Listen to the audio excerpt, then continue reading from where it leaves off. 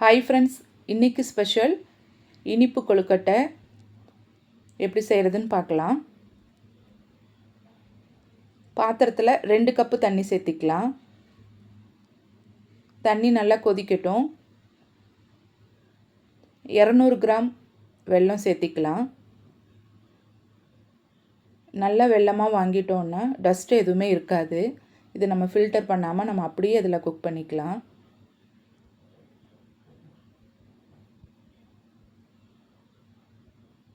ஒரு ஸ்பூன் நெய், ஒரு ஸ்பூன் ஏலக்காய் பொடி சேர்த்திக்கலாம்.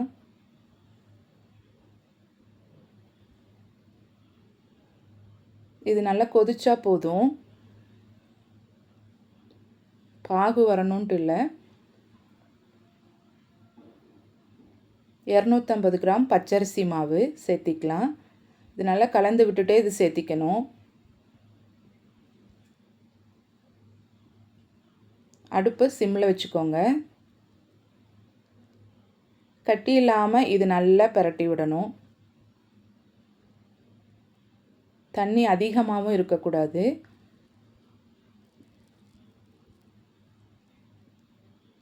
நல்லா பிரட்டியாச்சு பாருங்கள், கட்டி இல்லாமல்.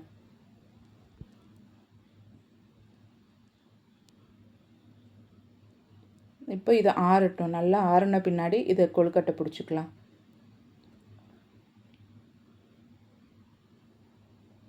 நல்லா ஆறிடுச்சு. இப்போ நம்மளுக்கு தேவையான அளவெடுத்து கொழுக்கட்டை பிடிச்சிக்கலாம்.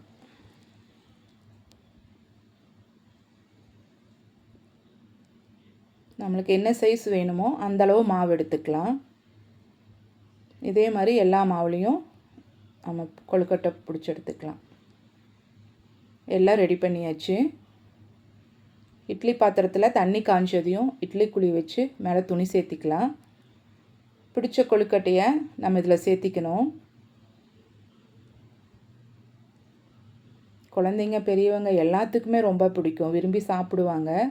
செய்கிறது ரொம்ப ஈஸியாக செஞ்சிடலாம். 10 நிமிஷம் வேகட்டும். நல்லா 10 நிமிஷம் வெந்து சூப்பராக ரெடி ஆகிடுச்சு பாருங்கள். டேஸ்ட்டு ரொம்ப நல்லாயிருக்கும். இப்போ இது தட்டில் மாற்றிக்கலாம். இதே மாதிரி செஞ்சு பாருங்கள். இது பிடிச்சிருந்தால் லைக் பண்ணி ஷேர் பண்ணி சப்ஸ்கிரைப் பண்ணுங்கள். வீடியோ பார்த்ததுக்கு நன்றி.